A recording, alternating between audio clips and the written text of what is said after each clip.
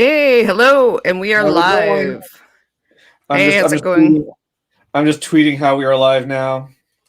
I'm gonna turn that down just a little bit, but yes, we are live, and RC is tweeting how we are live, which is good. It's good to do that. Good to let the folks know, let everyone know out there what's going down. So, hello, welcome. We are here where we talk about Star Trek every couple of weeks. I'm Nicole. I'm here with Gary. Hello. And we're here with I'm our Green Green. or How's it RC, going? either one acceptable. Yes, and we're all here in the city of Toronto, where we just got snowed on, like Snowed on, walloped. like a lot for at least Ontario, a Oh, lot in the God. A past lot few for a years. single day. Like Toronto, like how if you go aside right now, Toronto does not look unusual for Toronto. It's only Except for the unusual in big the fact that it piles came of in one snow. day. Yeah, yeah. I mean, like they're a little slow about moving it out. That's what I'd have to say. True. There are some piles about as tall as I am. I know I'm only like 3 apples high. Let's be honest here, but Well, it's big as a car, right? Like some of those snow drifts. it's ridiculous. It's ridiculous. People have got to drive around out there. I mean, I don't have a car anymore, but you know. I'm from a place. I'm from a place that has 12-foot high snowbanks. So this is Yeah, all. I Okay, know. fair Yeah, enough. like anything we say to Green is just like whatever, guys. Like, come on. Yeah. I don't care. I don't care. You're I just would have to whining. work that day. I left. I just trudged through that snow. And I got Yeah, to work. yeah. And most people probably weren't even trying. You're just like, whatever, I'm going to work. People need their tools and their home repair supplies. I actually went to Home Depot today, so I'm a bit like part of me is so I think the biggest reason why that snow was a problem is because Toronto doesn't know how to shut the fuck down. Toronto doesn't Yeah. know how to shut down. It's one thing. Toronto It's one has a thing. bad snow clearing budget, Yeah. and Torontonians freak out when it Yeah. snows. They don't know how to drive. Like it's one thing for me to go to work. I live walking distance from work. I walked, and Mhm, it's one thing like I'm used to this kind of snow, so me trudging through it is not a thing. But mhm. if you're not used to it, stay the fuck home. Yeah, for Also, sure. like while I work at a hardware store, I work in operations. There's no reason that my store should have been open that day, other than maybe to give people snow shovels. Well, I mean, also this is the thing here. Like I say this, and I say this to everybody. I had a Uber driver, and he was from elsewhere, as almost everyone in Toronto is. And I said to him, I swear to God, people who grew up here, the minute it snows and it hasn't snowed all year, they completely forget how to drive in the snow. It completely goes out of their mind. It's like they're like they never drove here. They live here 30 years, 40 years, their whole lives. They don't know what the hell they're doing. You know, you're probably doing better than they are. You've been here like what, 3 years, 4 years. So Yeah. you know, it's just something happens in the city where people just lose their mind when it rains. It's sad. Well, I would. So for me, I would actually take this weather over most Toronto winters. I It's would not much rather. bad. I would much rather trudge through snow than deal with the freezing rain we usually get. Or slush. I'd rather have snow than slush. I don't want to get my feet wet personally. Yeah. Like Maybe that's just me, but you know. Anyway, let's not bitch too much about the weather because we sound like Canadians and big old whiners as we do so. But we are going to start out with today's episode. I guess these are actually episodes. Hey, do we want to do the announcement first, or do you want to do the episodes first? which announcement? Like You do the basically, announcement. Yep, Really? yeah. No, I meant like the Yep, announcement to release date. Yeah. We're gonna do the release date. So first, what we'll talk about is earlier this week on January 18th. So what was that? That was Tuesday. So on Tuesday, that was a Star Trek Day hasn't happened yet, has it? No. Star Trek Day is Okay. like Okay. I get hopefully not distracted longer, very yeah. easily. I have ADHD, and so sometimes I forget about things happening. But let's just share this. So on Tuesday, we got a whack of Star Trek news in terms of new premiere dates. So here we go. Let's check this out. and confirmation of a bunch of renewals. Yes. In fact, like some dual season renewals, which is pretty great. So here we go. Let's take a look. Yeah, Gary didn't even know some of it. So let's Gary's fresh to this. You'll hear his reactions. I wish he was on screen. We could do a reaction video with Gary. Gary would be like, okay, so bam. Let's scroll up here. What do we got? Star Trek Discovery renewed for a 5th season. Star Trek Discovery returns on Thursday, February 10th. Season 2 of Picard premieres on Thursday, March 3rd. Oh, wow. They're waiting until March. New episodes will drop weekly on Thursdays. Drop. Wow, like a single, like a rap album. Following the premiere. Yeah, like I said that. Sorry. In addition to the live-action series within the Star Trek universe, there is more animated Star Trek on the horizon, which is what you did miss one. There's also a release date for Strange New Worlds. Finally. Did they have it up there? Oh, sorry, I did. I totally skipped that. Oh my god. How did I do that? Star Trek Strange New Worlds has been renewed for a 2nd season ahead of its season 1 debut, which is like, wow, we haven't even seen it. No, they haven't even bothered. Yeah, but they're already renewed for a 2nd season, and it will premiere on Thursday, May 5th. So I'm guessing as soon as Picard is finished, Strange New Worlds will take over its time slot. Yep. So following that, it will drop weekly on Thursdays. Oh, and Picard is in production for a 3rd season already. I think he's signed for 4. I might be mistaken. I believe they announced that as well, that they were renewed for a 4th season. Yeah. So in addition, we've got the animated Star Trek, which is what we're talking about tonight, and usually discuss as well. So Lower Decks, summer 2022 with 10 episode long 3rd season and renewed for 10 episode long 4th season. Nice. Prodigy returned with episode 6. Stream weekly on Thursdays with episode 10 available to stream on Thursday, February 3rd. And then it will be available on Paramount Plus later in 2022. And I think Prodigy was also renewed for a 2nd season as well. That explains something I was wondering, because Prodigy, unlike the rest of Star Trek, is made by Nickelodeon, so they must be airing it on Nickelodeon before it hits streaming. Mm-hmm. Yeah, I believe so. So, and I don't know. I think I heard it is. I don't know if I heard a rumor Prodigy is renewed or if it is actually renewed. I hadn't heard that. Let me just double check it right now. Prodigy. Okay, I'm just gonna keep these dates up here for now. There we go. Prodigy season 2. Let's see what happens if I Google that shite. Apparently, it also, according to Deadline.com, is also renewed for a season 2. So there we go. Oh, and Variety as well. So all the Star Trek is renewed. All the Star Trek renewed.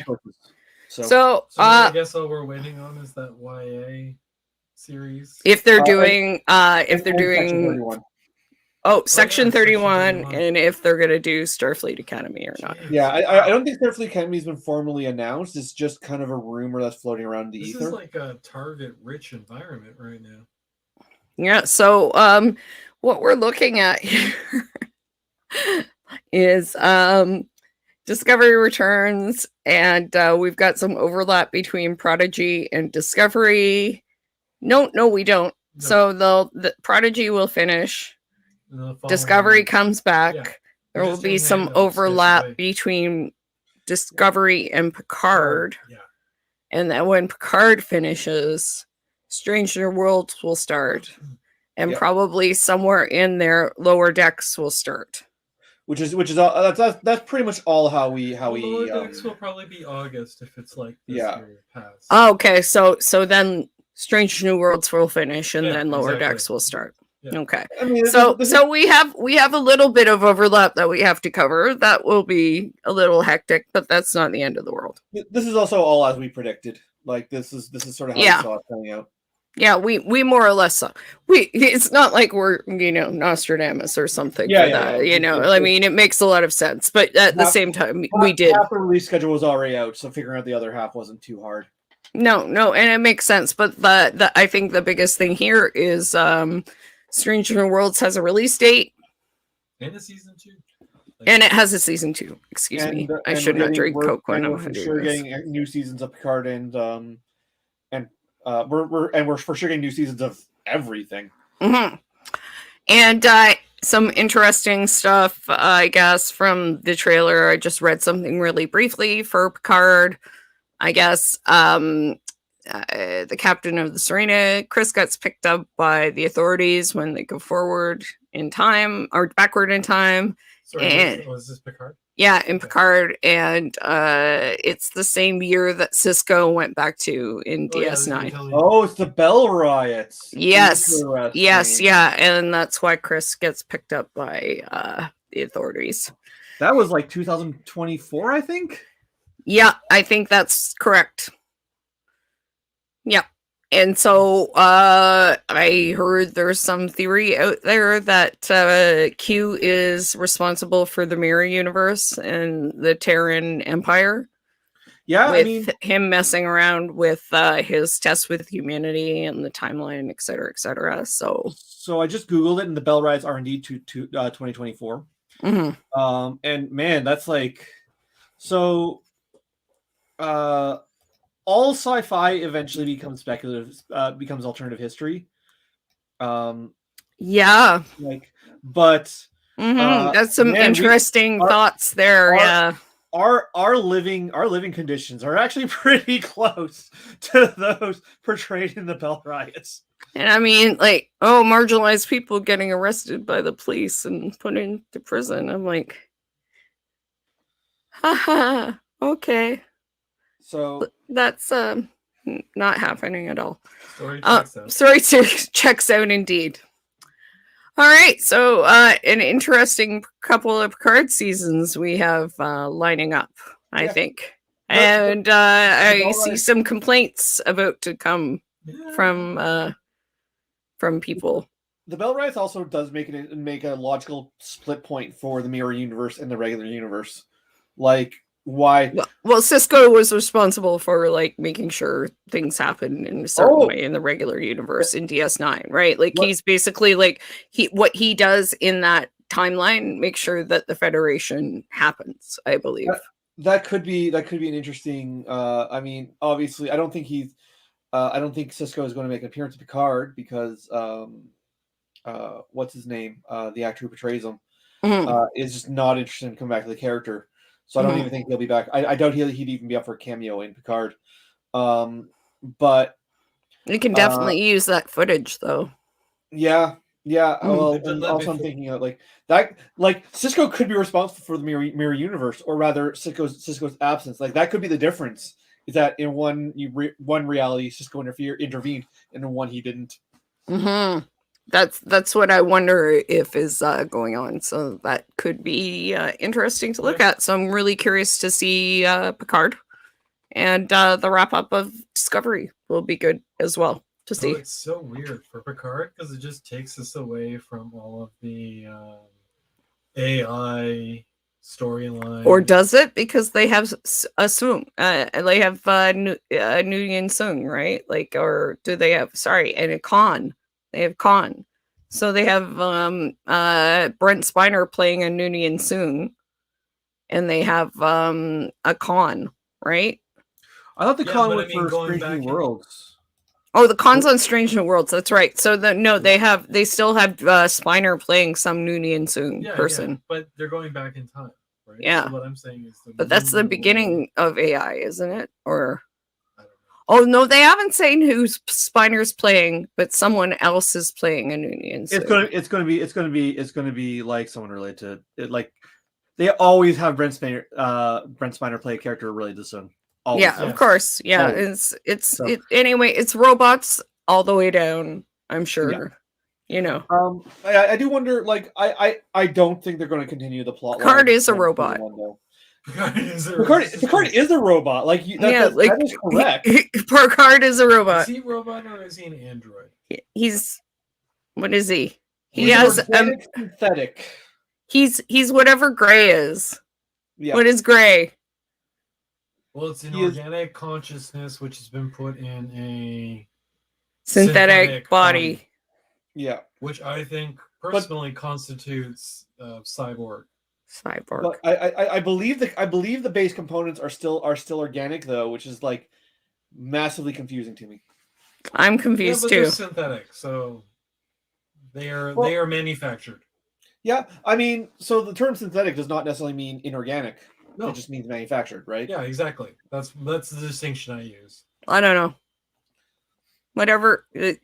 Gray and Picard are the same thing. Yes, Yeah. they are. Like they made a point of that. They specifically invoke Picard in that transition. Mm-hmm. Which was pretty cool. In any case, this is all speculation and in the future and in the near future. So we will see what happens when we go to while going into the past. Indeed. So let's talk Prodigy. We had 2 episodes in the past couple of weeks. One was a play on First Contact, which we watched recently. I like them both. I like them both a lot. I thought that like, so there were the complaints that like that Prodigy felt like either Guardians of the Galaxy or Star Wars. This second half of season 1 really feels like Star Trek. Yeah, they were both very much Star Trek episodes. I thought for me they were very reminiscent of Generation episodes. Yeah, Gary actually said that during both of the episodes. He referenced the first episode. He said, which episode did you say? Pilot. First Contact is like the Generation pilot where they're dealing with Encounter at Farpoint. Yeah. So yeah, he said the First Contact, episode 7, was like Encounter at Farpoint, and then the second episode. There's so many episodes that the second episode is like where they're basically in some time loop or something like that. Yeah, time loop episodes and time loop episodes and like something's wrong with the Warp Core episodes are like a dime a dozen in Star Trek. Oh, sure. But it felt like the Worf Mobius episode where they're stuck in the loop and they're trying to break out of it. Or also the one where Beverly is the only person on the ship. Yes. You know, that one too. What's the one where Picard like has a there's one where Picard's like going back to like a childhood state and he draws the Warp Core breach and he draws the smiley face in it. Time slows down or something. Oh, right. Was it when he turned into a kid or he revert to a childlike state? Because there's no, he wasn't literally a kid in it. He was still an adult. He was just acting like a child. Okay, because there was one where he was literally a kid. Yeah.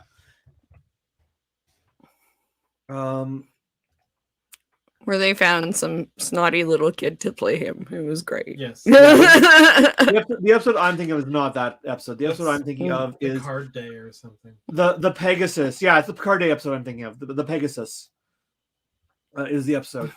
Okay. I remember the smiley face though. Anyways, the reason why I felt like at least First Contact felt like the Generation Encounter at Farpoint was because stylistically how it looked, like the design of the alien city that they visit, both the exterior and the interior. Oh, okay. That was an interesting one. I really liked it. I really enjoyed finding out more about Dal, and that Dal was like raised by a Ferengi. Like so much of his behavior made a lot of sense. I think it's really interesting. I think it's really interesting that the Ferengi have contact with the Gamma Quadrant, or sorry, the Delta Quadrant. Yeah. That's really interesting to me. But I mean, that makes sense, right? That they would, because how space works and how geography works. That's important, I suppose, too. But yeah, I mean, as soon as I sort of saw that he had been raised by a Ferengi, though, I was kind of like, oh no, he was sold off. I have a feeling, and he may not know that. And that was really unfortunate. But I had a feeling that that was the situation. I didn't, but yeah, I should have. In retrospect, it seemed really obvious to anyone who knows Star Trek. I enjoyed, though, that, like, as a female Ferengi, she was just as, like, manipulative and mercenary as like any male Ferengi that you might encounter. Yeah, and she seemed to. My first thought is, oh my gosh, she's wearing clothes, but like Ferenginar did go through the sexual revolution. This is true. Mm-hmm. Yep. So that's why I also feel like she's a bit of a different depiction than some of the other Ferengi women they've done. Because there's only been like, I think 2. Yeah, there haven't been a lot. There was the one who was trying to pose as a man that Quark dated. The Quark's not gay episode. Yes. And then there's Quark's mother, and that really might be the only female. Yeah, those are the only 2 I can think of. Mm-hmm. Yeah. So I thought it was interesting too that they were having some issues after they found out that the previous crew had disappeared or been boarded, and that it was upsetting the hologram. Mm-hmm. Yes, which was kind of an interesting thing. It disturbed Janeway enough to want to keep looking into it and try and figure out what happened. The holograms are very advanced. Well, they are the crew, right? Like her job is to take care of them. Yeah. So if there is a chance they're out there, because it does look like they basically were overrun. Mm-hmm. Then her programming would say, like, if there's a chance to save them, you should take it. Yeah. And the big revelation there is that it was Dreadnought who boarded the ship. Now, I don't know if he boarded the ship in the same way that he does in the second episode. Yeah. I liked that a lot. That was really clever. Time amok. Yeah, or not. But I would assume so. Yeah. It seems like this has been done before. And I did think that was really clever too. It's very clever. Anyway, but that was the big revelation in this, that Janeway figures out that it was him that had boarded the ship, or it, I suppose. I mean, yeah. Also, so if we like, so to not go through, like, this is the second episode, so we're not going through in order, but to the fact, like, Dreadnought clearly, like, is Dreadnought Chakotay? Well, it's not the same voice. So there's that. Except when he wants it to be. Oh. Because that's how he disables Janeway, is he changes his voice to Chakotay's voice. Yeah, that just read to me like a trick Data did, where he modulated his voice to sound like someone, and he knew their authorization, so he just reproduced their voice. Yeah, I don't actually think Dreadnought is Chakotay, but I just wanted to call attention to the fact that happened. Oh yeah, no, he knew how to take her out of commission. Which it's more that he knows who Chakotay is and is familiar enough with him to modulate his voice and know the security codes. Yeah. Well, if he had boarded the ship, he might have heard those. Yeah, I suspect he probably hit aboard and gathered information before he struck. I suspect it's going into something. Well, there's also code. It seems like there's code aboard the ship too. Yeah. So I was gonna say I suspect there's a previous encounter between Dreadnought and Chakotay. Possibly. I don't think that was just him pulling it from the ship's data. Yeah. It definitely seemed like there was code above the ship. Anyway, in the first episode, back to the first episode, they were one of the funny things that I thought, it was really funny that they had this whole ship and they were basically distracting themselves by transporting pie and seeing how far they could transport it and still keep it hot. I must not have been paying attention to the start of the episode because I don't remember that. They were doing that that was their big entertainment. Yeah, that's how they were practicing with the transporter. That's how, and then they decided to transport Murph as their live test subject. Yeah. I remember them transporting Murph, so maybe I just missed the very, very start of the episde onto the windshield of the ship. Exterior of and Murph genuinely does seem to be indestructible. So far, yes. So far, yes. Swallowed a gravitational grenade and survived the vacuum of space. and the vacuum of space. Yeah. Yes. Yep. In any case, obviously, being raised by he literally, it was almost like the cabinet under the stairs where Dal lived. He lived under the engine. Yeah. And it was pretty sad. It was very Harry Potter. Even Gwyn felt bad for him in that moment, kind of thing. That was kind of, which is like a lot. Funny because that's still the better than living conditions he had when he knew her. Yeah. Yes. And what the plot is in this episode is basically they find that this Ferengi that used to raise Dal has a cloaking device aboard the ship. Yeah. And they're hoping, and she asks them to do a job pretending to be Starfleet to initiate first contact with this particular species that she wants crystals from, which Janeway is not cool with, obviously, but they go ahead anyway. And I thought it was a really interesting way to go about it. And for Dal to really show what progress he's made as a character, because I think one of the things that we had issues with is that he wasn't progressing for a while and he was super stubborn. Yep. And not only in this that we saw that why he has some issues with the Federation, maybe because of where he comes from. Oh, right, because the Ferengi hate the Federation. Yeah. Mm-hmm. And why he kind of is the way he is and is kind of mercenary and stuff, but also that he saw that what was happening was wrong. Yeah. And not only is he wrong, he acted on it. Yes, yeah. Well, personally, at least my read, I've also found interesting because he also admits that they're not Starfleet, like as a result of like everything that goes down. Mm-hmm. Was that this episode or was it No, it's this one. Episode? It's this episode. He tells Janeway that they're not Starfleet. Like we would always wonder, did Janeway know if they were lying? And it seemed like she didn't, or at least she had accepted that they were cadets. Like that position, that lie they had put forward early on, she had been willing to accept.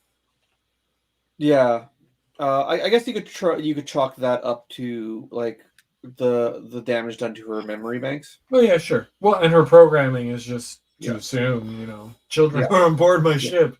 You're probably cadets, right? Like that's the only reason I could think you were here. Yeah. The fact that like even if Dahl has like has a moment where like he turns off, she's just like whatever. You're children and you're here. I'm not going to abandon you. Yeah, well, that's what she said. She said at one point, "You're still my crew." She says that in the next episode, I believe, when the warp core is happening. Yeah, maybe that's why I thought that that Dahl told her they were Starfleet in the next episode because that conversation is in the next episode. Mm-hmm. Yeah, well, they felt like a very complimentary hour. Like when, like in our case, we watched them back to back. They do build each other's themes, and also they have consequences for each other. Mm-hmm. Yeah. I like the.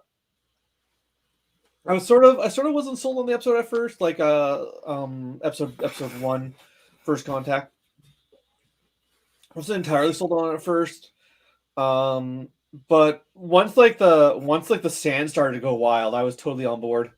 Where like with the sand castles building themselves out of nowhere and like the weird energy aliens, I'm like, all right, I'm on board. This is exactly what I want from Star Trek. I really enjoyed that the crystals were all unique resonances, and without any one of the crystals, the others wouldn't be able to make the same sound. The harmony would be lost. And that really built on like the theme of the next episode too. Yes. And I thought that was really beautiful, and the energy aliens were really cool too. I thought it was really beautiful and everything they could do on that planet.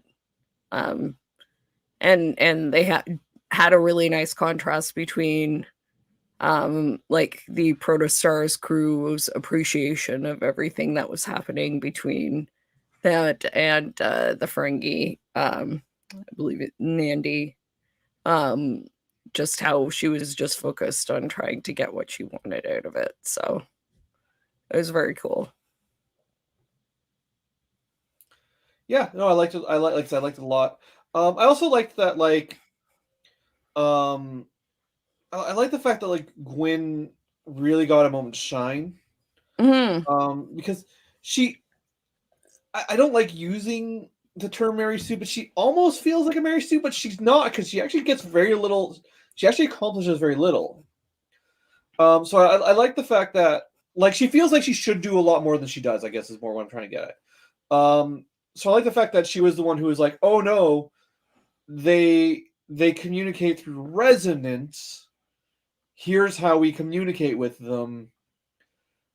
Set your tricorders to, like, this resonant and put them on the ground so we can transmit it through the sand. Like, I like that she was the one who figured that out. And it makes sense because she's the linguist and she keeps saying, like, what use am I? I only know languages, right? Like, yeah. And it's like, well, you understand how to communicate with people. Like, if we come across a language you don't know, you understand, you can break that down. Yeah, because she was like, what use am I speak languages on a ship with a communicator? But, like, as we've seen, like, when the walls fell at Tanagra, like, not all languages are understood. Like, we don't know. They're not all translatable immediately. Yeah. Which I thought was great.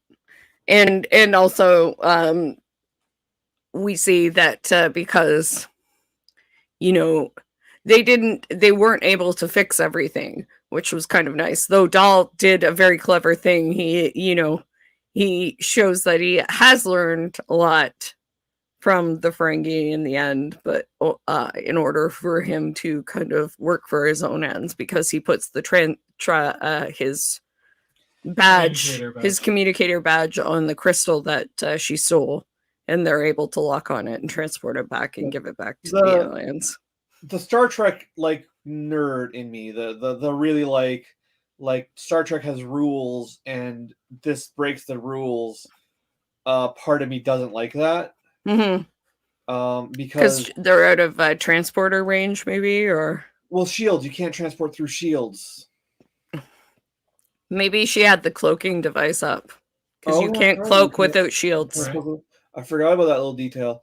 It's beyond a nitpick. It was absolutely on a story like satisfactory level. That was like an ideal way to end it. I would say the only fan wink that would be the fan wink you could do is say that she was cloaked at the time and had to have her shields down.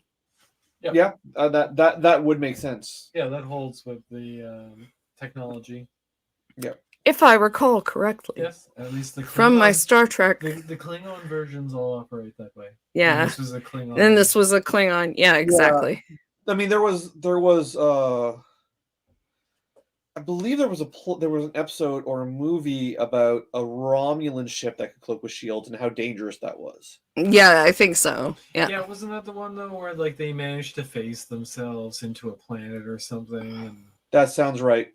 Because it's the one where, like, that's the one where they hook a cloak device up to the Enterprise for. Yeah. So, anyways. Janeway's super disappointed in Dahl for this, for being in league with the Ferengi, to basically being a shit. Well, trying to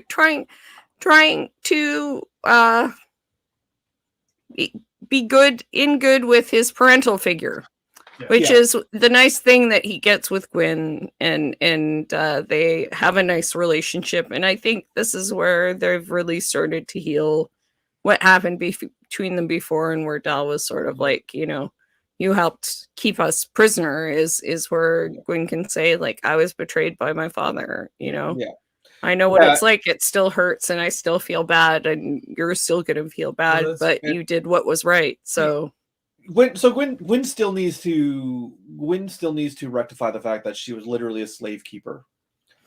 She hasn't really. She's done working on it. I mean, but, I think it's like a long path sort of thing. Oh yeah, more than like a big gesture, right? Like yeah. Like, I probably that's a plot line I don't expect them to deal with till season 2. But like the fact that she was betrayed by her father does put her on equal footing with the rest of the crew now, which she wasn't before. Yeah. Mm-hmm. No, I gotta say the most horrifying consequence of the episode is the fact that these two parental figures now are going to be working together. Yeah, I mean that was the thing that I almost forgot to say is that Damon Nandi was like, oh, there's a bounty on these kids. I love her name. She sounds like she should be a mother or a granny or something. Yeah, she is. She's nice granny. Look at her nice she robs you blind. Look at her nice, outfit she's wearing and her big hoop earrings, and she's got all her rings. She's a nice granny. Just anyway, she got in touch with Gwen's dad because he's looking for these kids in the ship. Yeah. So obviously she should sell out Dal again because she didn't get enough latinum for him the first time. Why not sell him to the Diviner a second time? Right. Which is pretty rough. But that's the kind of Ferengi she is. Yeah, well, I mean, she was out there quoting rules of acquisition. Yep. She was like... Dal too, yeah. Dal knows his rules of acquisition. Dal knows his rules of acquisition very well, actually. Yep. I was very impressed. So I think that's... I think we're going to see them meet up again in the future. Like, there's no way they are going to leave that with her getting the best of him. Absolutely to some not. extent. I mean, even though they got the crystal back without the Protostar and Dal getting his revenge, especially since he found out that she sold him. Yeah. Which is pretty cold. Yeah, like when she's like, you didn't, like, time in the mines didn't toughen you up. Like, even Buddy from Guardians of the Galaxy did not take Star-Lord like he right? Like, even what's his name? Yeah, too far. The blue skin guy with the arrow. I don't remember his name. Even Michael Rooker's character in Guardians of the Galaxy didn't take Star-Lord to his dad. He's like, no, that guy's a jerk. He's gonna eat him. Yeah. Oh, Yondu. Yondu. Yeah, even Yondu kept the kid. Like a fucked up shit, yeah. He made him into a thief, but he kept the kid. Eat him. I'm gonna threaten to eat him all the time, but he didn't eat him. No, and he didn't make him sleep under the engine. No, I don't think. Hopefully not. I don't think. I mean, Peter he might Quill have. We don't actually know that part. We don't know if Peter Quill slept under the engine. Maybe he did, but honestly, he probably deserved it if he did. Because he was a shit as well. He is also a shit. It's true. Okay, Dal is better than Peter Quill. Let's be honest here. Sometimes not by much. Very low bar though. Yeah, I know it's a low bar. Sometimes not by much when he's being stubborn and annoying, but mostly better than Peter Quill. They typically feel very similar. Yes, they do. Thankfully, no dance-offs in Prodigy. It could happen. On an unrelated note, the recently released Guardians of the Galaxy video game. Excellent. Oh, really? Awesome. Fantastic. Was it PC? Good to know. Really, just some really solid, well-written, like, soft sci-fi. What platform is it for? PlayStation 4, or like Xbox, or PC. Basically, everything except for Nintendo platforms. Oh well, that happens. Yeah, if there's ever a Switch conversion, Gary, just like Google to make sure it's okay, because there are Switch conversions for some stuff, but like some of them are really terrible. Yeah, I mean, Switch is a much less powerful device, so yeah. I don't think it can handle as a platform. No, there's nothing wrong with it. It's just it doesn't work for everything. That's all. Yep. All right. Okay, so I think that's pretty much. I am wrong. There is a Switch version. There's a Switch version. Apparently, it's cloud only, so you have to stream it. Oh, okay. But if you have the ability to stream from your Switch, you can play it. Okay. Okay. I have to see how that is. Yeah. All right. So, anything to say about the episode 7? No, 6 is First Contact. No, it's 7 technically. I know it's labeled as 6. Yeah, I know. I'm sorry if we keep getting confused here in Canada on CTV Sci-Fi for some reason. They're labeled one episode behind because episodes 1 or 2 were broadcast as episode 1. Single episode, yeah. It's a stupid thing that happens. Yeah, it's content. Yeah, don't get Gary started about. You know how many times I've run into this at work? Do you know how many times? Why didn't they just do what? Why didn't they just release both episodes as separate episodes on the same day, like Peacemaker did? Well, that's the thing you do, but then you have an argument. Everyone's like, "Do we just put it up as one episode because we aired it as one?" Because they are in fact 2 episodes. Yes. But someone at CTV, they had an argument, like Gary is saying, at CTV. No, you work at CBC, but yes. Gary works at CBC. But what he's saying at CTV somewhere, they had an argument about how to do it, and the people who said, "Let's just put it as episode 1," even though it's 2 episodes, since it's a 2-hour episode, that's episode or whatever, 1 hour that's 2 episodes. Let's just name it episode 1 and screw up the episode numbering for everybody else. Yep. Yeah. So even though CBS or whoever's making it, even though Paramount is numbering at 1, 2, 3, episodes 1 and 2, they've named it 1. So now all of CTV is off by 1 episode. Yeah. So that's why Gary keeps saying episode 6 when it's numbered episode 7. Yeah. I hate it. We had these arguments all the time at work. Yeah. This is what happens. This is what people do. They argue about how to number episodes. Well, because you got to get an editor. That's how you have an hour-long meeting about episode numbering. Whether anyone wants to pay for an editor to take the episode apart. Okay. I'm a commentator, so I'm used to like weird shenanigans with. It's just silly. Yeah, it is. I hate it. Anyways. Okay, so the second episode is episode 8 or episode 7 if you watch CTV. Called Time Amok. Time Amok. We're just referred to it by the title. And it is a pretty classic time loop / time anomaly.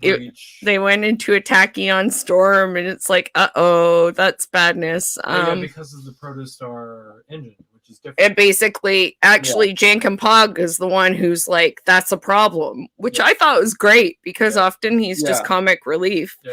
Well, he's the one to flag it and say, if the tachyon storm, Gwyn tells him that it messes with gravity, and he's like, if it messes with gravity, it's going to mess with the Protostar core. Yeah. Warp core. Yeah. Which it does. So, yes, in a big way. In a big way. So everybody gets sent into their own, what is it? Their own temporal part of time. Yeah. Time dilation. Relative time, like. It's time dilation. Yeah. Zero said it's like a sine wave. Yeah. Yeah. And the sine wave goes. It's like, yeah. I can't do it. It's based on how far you were away from the from the warp core when the accident happened. Yeah, the closest to the warp core was the fastest, and the furthest away from the warp core is the slowest, which is the saddest story in this episode. I'm really depressed at the end of that episode. Actually, it's really like it's kind of grim, right? It's kind of devastating, because Jankum is the closest, so he goes the fastest. He tries to fix it, in his engineering way, and Rock was the second closest, so she's the slowest, because it goes like it's whoever gets the most affected. So there's like, so if you the closest was the slowest, the second closest, closest was the fastest, second closest was the slowest. Mm-hmm. Part of the way less you were affected, but it was always an alternating. Yes, yeah. So, it'd be really fast and then slow down again. So it was interesting because they started out the episode with Janeway giving them an exercise to try and work together better. And even though they're all in these separate time kind of loops, temporal bubbles, they have to work together across them and each find out sort of a different piece of the puzzle that Janeway has to tell them about in order for them to work together across this to solve the problem. Yeah.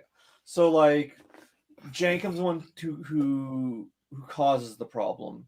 Jacob's the one who doesn't really get part of the solution because he's so quick. He addresses it. He flags it, and then he doesn't have time to fix it. Jacob flags it, and then we flash to Rock, and not a lot happens with Rock in her first story arc. It's more just her being unable to deal with the crisis. And then we go to Zero. She panics. She hides from it. Yeah. And then Zero's like, here's the solution. Mm-hmm. I don't have time to fix it. Mm-hmm. Yeah, so Zero designs the piece of technology that's necessary to fix the engine. But there's just no time to build it or implement it. And so Janeway then takes the blueprints. Who's next? Oh, to Dahl. Is it because Dahl? Yeah, because Dahl then creates the device, but realizes that he doesn't have the correct piece to connect. Yeah, that's right. He doesn't have the connector. They do admit, you were right, Green. They do admit that they are not Starfleet cadets in this episode, not the last one. Oh, yeah. Was it this one? Yeah. So it was this one. Anyways, it's at the very start. It's when they fail. It's when they fail their group group cohesion test. Yeah. So Murph is the next one. Murph is after Zero. Murph contributes nothing. Murph contributes nothing. Then it's Dahl, who has no idea anything is wrong because he's sulking in his room. That's right. Yeah. But Dahl's the one who's able to assemble the device. But they need a coupler, and he's like, I failed. And she's like, no, you managed to figure everything out except for the last piece. I can pass this on. And then Gwyn gets stuck with Robot Dude. Yeah, Gwyn is looking for a coupler, but Dreadnought is built by the vehicle replicator, which is the clever way Dreadnought comes back. Yeah. Basically, they have code. Yeah, they have code somewhere in the Protostar, or they take over the Protostar somehow. And that is why Dahl can't just replicate the coupling he needs, because it's like there's an error because Dreadnought is being built in the other time loop thingy. Yeah. And then Dreadnought's the one who finds the coupler. Piece, yes. He knows where it is, actually. Yeah, he just kind of knows. I don't remember why he knows. He explains. I think he has the schematic. Yeah, I think he said he had the schematic or something. And that's where he takes out Janeway. And they point out, and this recap that I look at does point out that he sounds eerily like Chakotay when he delivers the command codes. I am convinced that was I'm convinced that was Beltran's voice. I'd have to listen to it again because I didn't notice it, but it probably was him doing the voice modulation thing, Data. I'm convinced they brought Robert Beltran in for for sure that line, 100%. Well, they had him doing it for the other episodes for sure, so why not, right? And he's on the cast list, so yeah. So Gwyn gets rid of does the alien thing. Oh yeah, Spider-Man. Also Spider-Man in Endgame thing. I saw this really old movie called Aliens. Yeah. Jettison Dreadnought 2.0 into space by venting the room, but also vents the Matrix. Yeah. So I also what we're saying about Chakotay's command codes is Dreadnought uses that to erase Janeway. Yeah. So now the team doesn't have any lines of communication. Yeah. But Gwen's last act is to leave a message for Rock, telling her how to save the ship. Yeah. So Rock's time moves so slowly. This is kind of the depressing part. Rock's Rock's seconds are years in Rock's timeline. So, and then eventually she can't get Janeway back, even when she decides she wants to, because she tells Janeway to go away. Yeah. First, and she can't get her back because she's been deactivated. And then she gets Gwen's message. And she freaks out again, and she doesn't believe in herself, but Gwen says that the crew does, and Gwen does. So she starts and eventually reactivates Janeway after teaching herself, what was it, quantum mechanics and math advanced, like and college level, physics, university level physics. Yeah, computer science. and the gag is that, well, they told her what to make, they didn't tell her what to do with it. Yes. Yeah, so she needed Janeway to tell her how to plug it into the warp core, how to connect it where it needed to be connected. But basically Janeway's program was erased, but the memory stayed intact in the buffer. So it took Rock over 200 tries to rebuild the program from scratch, which she taught herself how to do. Which we have no concept of what that means for actual time. So Gwen asks Janeway when everybody comes back together, because Rock saves everyone. Yeah. And asks Janeway, she hasn't aged at all, because it's been, not actually time. No time has actually passed. Yeah. Well, so we don't know how fast Rock's species ages. Yeah. Yes. So Gwen asks Janeway how long it's been, and Janeway's like, too long. Yeah. So in a really scary sort of like scary, sad sort of tone. Yeah. Like it sounds like Rock's been alone for years. Yes. Decades, maybe. Who knows? But she taught herself a lot of things, and she's matured a lot in that time, and she's still really sweet and nice and everything, but she also taught herself that she can do things by herself.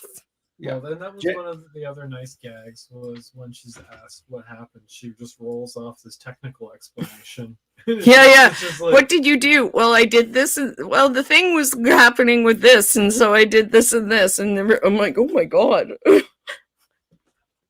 So, and that was kind of cool, because Rock was very upset about being the security officer and didn't want to be the security officer just because she's big and strong, right? Because she doesn't like being the thug, and now she's like super smart.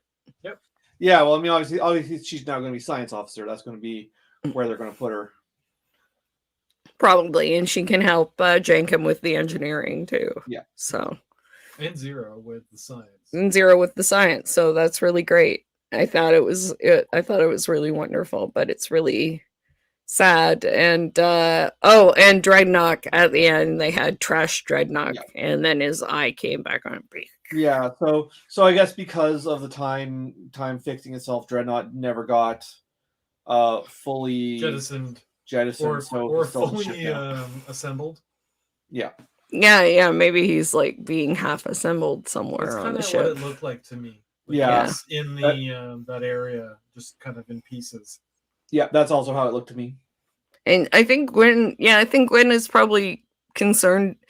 Like, everyone else was all happy and like celebrating that Rock was back, but I think Gwen is worried about her, and I think that's good. Like, Gwen is a bit older, or at least a bit more mature, I think, than the others, and it seems like she has a good grasp of kind of that something like that really might fuck you up. And I would say, like, for Gwen, even though she was living on the prison planet, being one of the prison guards, she was really isolated. Yeah, she was lonely. She knew what it meant to be kind of on your Dal own. was her only friend, yes. So I think and that's only when he showed up, so we don't know how long she was functioning without him, right? So I think she knows probably what it's like to be by yourself all the time and not have anyone to talk to, and how that would affect someone who's like as sensitive and young and kind of like naive and caring as Rock kind of is. Yeah. Well, also like Rock's a child, and I mean everyone on the show has trauma because they were all literal slaves. Yes. So, but like Rock is the youngest of them by a large margin. Mm-hmm. So yeah, absolutely. Or at least physically now. Like, we don't know if she's the youngest anymore. True. I mean, they didn't change her. They didn't change her voice acting. She still has that really young, naive girl voice acting. Mm-hmm. True. But that's I think there's something to do with like how the time thing happened. They didn't actually age, but my she thought seems is to have that, lived a lot longer. My thought is that Rock's species ages extremely slowly because they are made out of rock. Yeah, that's my assumption. That would make sense too. Anyways. So, well, I will definitely see what repercussions there are from that in the next little while, especially from them trying to catch up. But the other interesting thing out of that episode is that there's no way why they had to reproduce Dreadnought on the ship through the vehicle replicator is because there's no way for the Diviner ship to catch up quickly to the Protostar. The Protostar isn't that fucking fast. Well, the Protostar basically created almost a wormhole, right? Yeah. When it traveled through it quickly. So there's nowhere way for them to get to the Gamma Quadrant. It's going to take months for them to catch up. In a ship which is very powerful, right? Yeah. So what are they going to try and do to actually get to them in the next little while is the interesting question too. I really want to see them bump into the Borg. I want to see Prodigy's take on the Borg. I wonder if they would. There's certainly enough people who have dealt with the Borg like involved in this story. Sure. Yeah. So and they're in the right. They're in that's an option. The right part of space. That's curious. I'm interested to see. Like, I still have no idea where they're gonna go. We've got We've got 2 more episodes now. No, 3. 3 more episodes. 2. Is it 3 or 2? Plus 2 because this is 7 and 8, so we've got 9 and 10. Yes. Right, that makes sense. Yeah, the 30th and the 3rd. So all right, so 2 more episodes left of the season. Yeah, so 27th and the 3rd, but yeah. Oh, 27th and the 3rd. Yeah. Anyway, so I don't know. What do you think is gonna happen? Do you have any ideas? Like, I got nothing right now. I mean, I figure the Ferengi will show up again, but maybe not this season. Yeah, there's going to be a final standoff with Dreadnought for sure. I think the Ferengi is going to show up again this season, working with Dreadnought 2.0. I think because they're in the same space, right? I think we'll get a region. I think we'll get I think we'll get an idea of what Chakotay's fate was. Like I think we'll probably get an idea in the last episode of how Chakotay fits into all of this. True. Well, if they're able to purge that code which is on the ship, it might allow Janeway to access part of our memory that's been corrupted. Yeah. Oh, that might be a good point. Maybe that's why there's a block. There's that code. I almost expect it to be like there to be like a cliffhanger. Like I almost expect there to be a moment where like the season ends on a cliffhanger. Yeah, sure. And there's like a, oh no, how are we going to deal with this? And then like Chakotay steps out of a shadow being like, I'll tell you. He flies, he comes in the Delta Flyer from around the dark side of the moon. Yeah. It almost feels like that is how the season's going to end. Will Paris be flying? So Gary has said, will Tom Paris be flying, piloting? No, he's busy he's busy running away from Boimler and his fanboying. That's true. Well, then maybe Torres.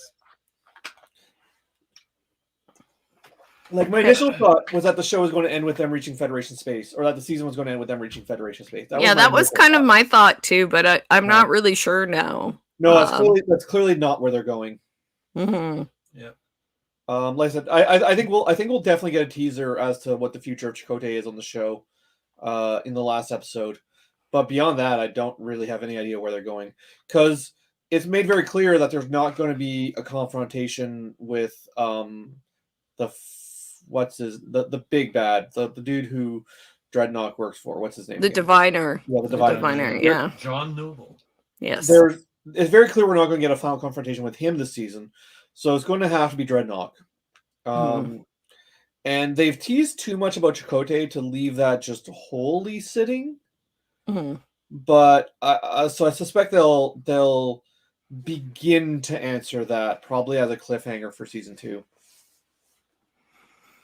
Yeah, I'm curious. Yeah, that's definitely a mystery that they're going to be working on, and we're going to get some more information on, I think, before the end of the season.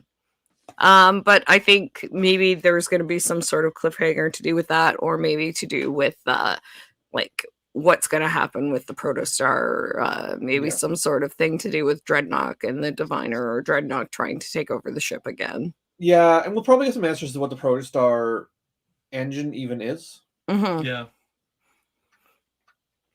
it could be interesting. I feel like Zero's got to be doing something in the next while. He's very mysterious. Zero has featured significantly less in the show overall, at least as far as like driving the plot goes, than I would have expected. Especially since he was like a mysterious prisoner that sort of started everything off. So yeah. I'm curious about what's going on with them, and what they'll do with them. Well, and why the Diviner was so intent on capturing Zero, right? Like, there was a reason. That's what I mean. Yeah, like Zero was kicked everything off. So and there's something very unique about Zero's species, right? Maybe that's one of the things that gets revealed by the end of the season. Yeah. I definitely think there'll be a big reveal where a bunch of the mysteries will get, not all of them, but a bunch of mysteries will get explained. Zero's containment looks a lot like the Protostar's containment too, which is kind of interesting. That is interesting. Yeah. I mean, what if the Protostar is one of Zero's species? Yeah, I was just thinking that when Nick said it. Yeah, it's possible. They said it was an actual Protostar, but who knows? Yeah. Who knows? Star Trek. Ascending a star is not beyond. Who knows? It's Star Trek. Ascending a star is not beyond the realm of possibility. So, yeah, it's totally true. I have no idea what's going to happen, but we will see in 2 weeks. So we will be back to wrap up the season in a couple of weeks' time, and we'll have answers then. Hopefully, we may not have any answers, but we will have some. We'll have some at least about how the season's going to end. Yeah, I don't think we'll have all the answers, but I think we should have some. Yeah, and then we'll be set to dive right into Discovery after that. So thanks for watching, everybody. Much appreciated. I hope you have a good night and you stay warm. Keep watching Star Trek, and if you have any thoughts, feel free to send them to us. We're all on Twitter. I'm at Noise Angel. Gary is at Spherewalker, and as you see up on the screen, Green is at a Neon Green City. We're all available to chat Star Trek anytime, and we enjoyed these episodes, and looking forward to wrapping up the season in a couple of weeks. All right. Thanks so much, everybody. Bye for now. Live wrong and expire. Expire. Bye. All right. Bye, everybody.